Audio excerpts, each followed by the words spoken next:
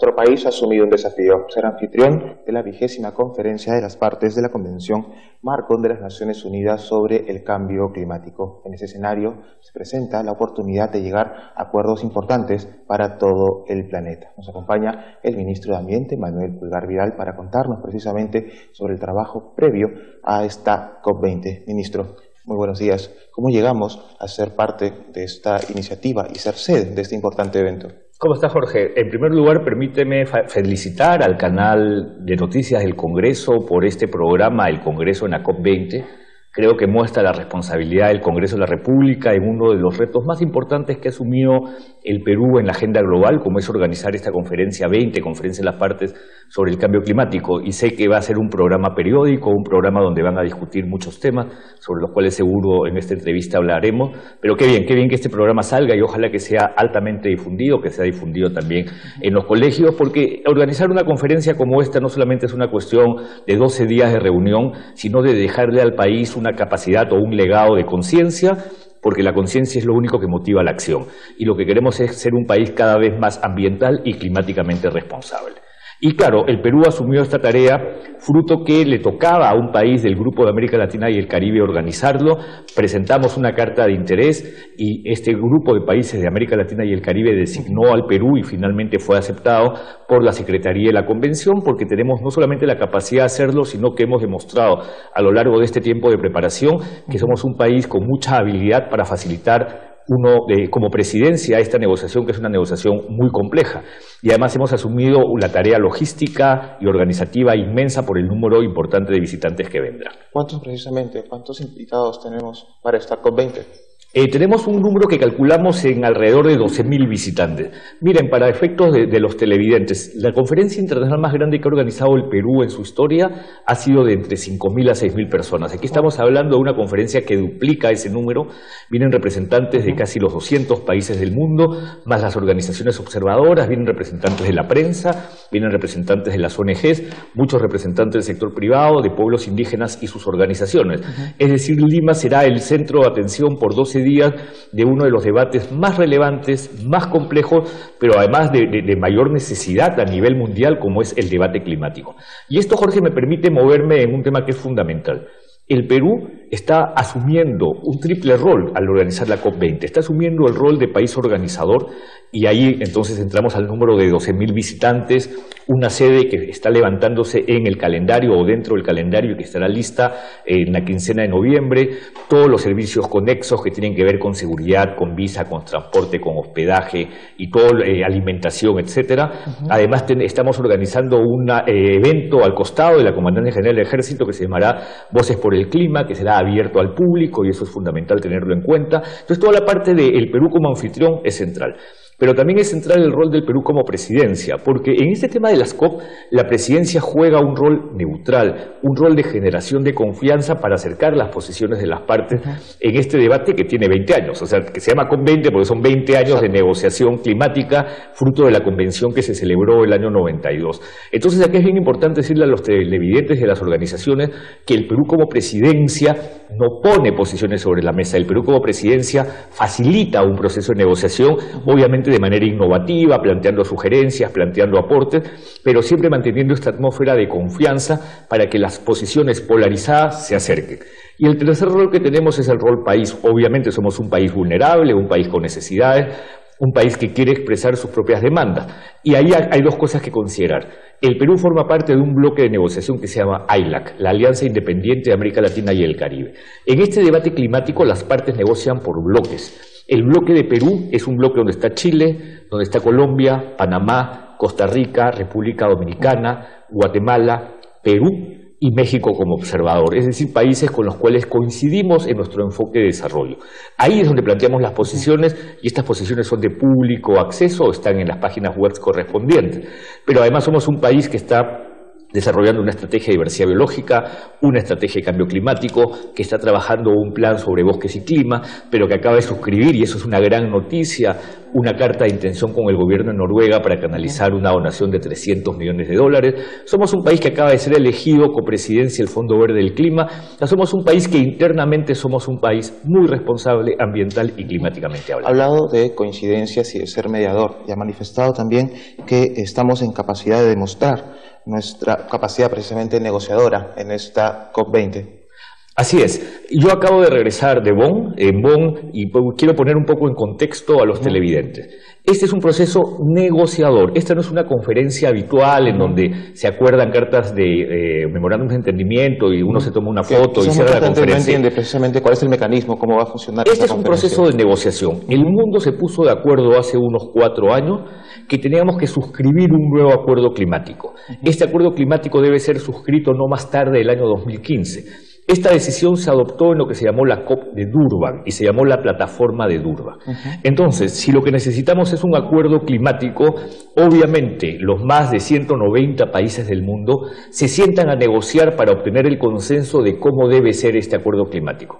Lo voy a poner en términos del Congreso. Esto es como discutir una ley entre todas las bancadas, en donde todos ponen sus posiciones, pero al final tenemos que obtener un consenso para que se logre aprobar una ley. Incluso en este caso es más difícil porque lo que se busca es que haya consenso, es decir, que todos los países del mundo coincidan de que esta es la manera como se procede.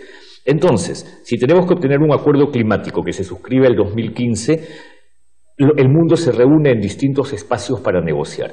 Los espacios más relevantes son las COP. Pero hay otros espacios, y el espacio formal de negociación, Jorge, se llama el ADP. Es el grupo de trabajo ad hoc para la plataforma de Durban, que está celebrando su reunión esta semana, que termina el día de mañana sábado, donde los 195 estados se reúnen, plantean sus posiciones, están acercándose, y los resultados de esta reunión del ADP nos facilitan el trabajo hacia Lima. Entonces, es un trabajo complejo, pero es a su vez fascinante, porque es la manera como el mundo expresa sus posiciones, pero también expresa una fuerte voluntad de lograr un acuerdo. Termino diciéndote en relación a esta pregunta que hay 2 principios fundamentales que me permiten ser optimista.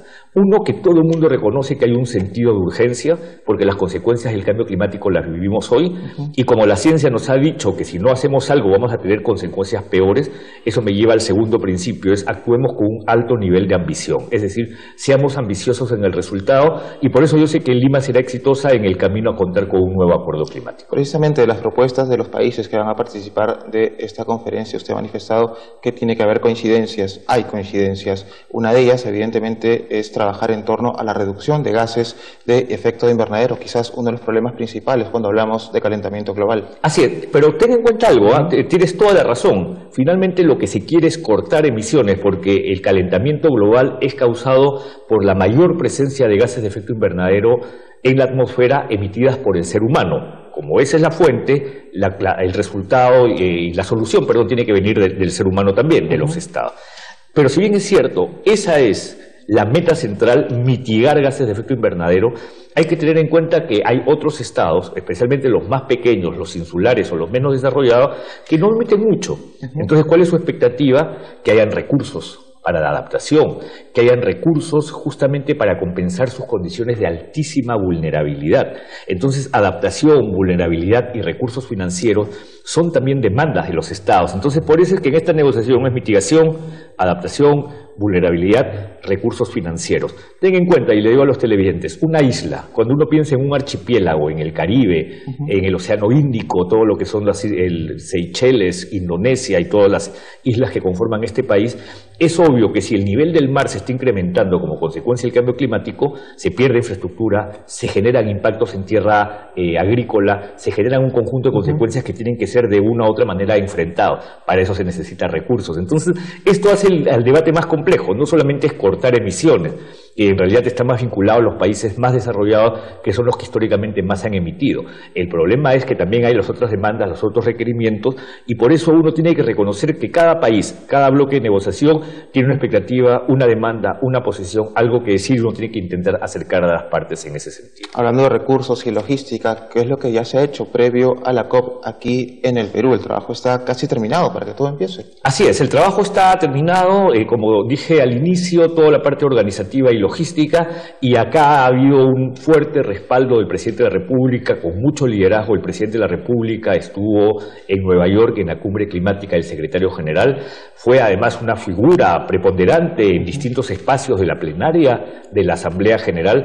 Y el mundo ha reconocido que el Perú tiene mucha capacidad, que el Perú tiene mucho liderazgo y que estamos encaminados a tener éxito en la COP20. Ahora, yo no niego que en el camino de los 12 días de reunión van a haber momentos de frustración, van a haber momentos de escepticismo. Le adelanto eso a los medios a través del canal de noticias del Congreso. Eso es natural. Parte de la negociación, ¿no? Es parte de la negociación, y esto tiene, como se diría en inglés, su rush final, ¿no? Su último momento, en donde los 2 últimos días son clave para avanzar, concretar y hacer que el mundo se mueva más rápido por el sentido de urgencia de ir tomando decisiones. Entonces, sabemos también que nos vamos a manejar en un escenario complejo, con momentos de mucha satisfacción, momentos probablemente de alguna frustración, pero de eso trata una negociación internacional de tantos países con tantas realidades tan distintas. Con metas claras. Con metas claras. Al final todos ambicionamos a tener un acuerdo climático, todos sabemos lo que la ciencia ya nos adelantó, que la tendencia actual nos está llevando a un incremento de la temperatura muy por encima de lo que debiera ser, y que si no tomamos acciones hoy día vamos a tener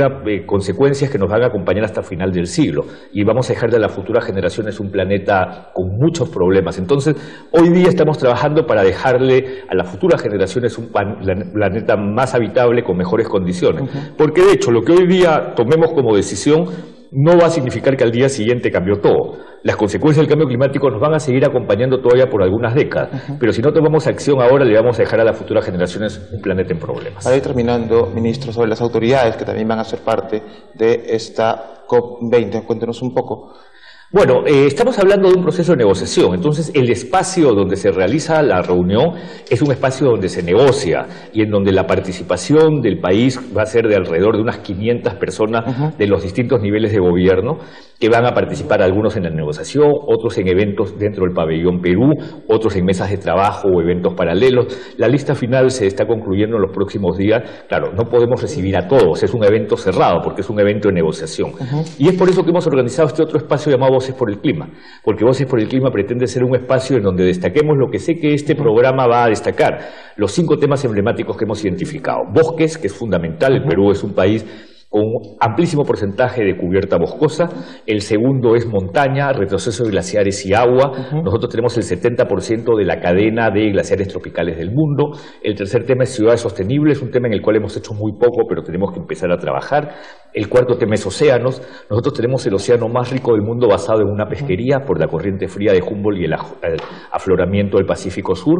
Y finalmente tenemos el tema de energía, que es un tema central, más aún de un país que crece. En Voces por el Clima vamos a destacar estos 5 temas. Vamos a tener un pabellón umbral, vamos a tener actividades no solamente de debate, de discusión, sino también culturales. Creo que va a ser un buen espacio para que el público sienta que la COP está en toda la ciudad, es para todos y es para todo el país. Y además aprovechar la oportunidad del evento para comprometer precisamente mucho más a la gente a que cambien los hábitos en beneficio de la salud del planeta. Así es, porque tú lo estás diciendo, al final la COP es una oportunidad no para tener 12 días de conferencia, la COP es una oportunidad para dejar un legado sólido, un legado de acción, de conciencia. Y yo les digo a todos los grupos, si piensan que los problemas internos nos deslegitiman para organizar una COP, creo que estaríamos perdiendo el tiempo.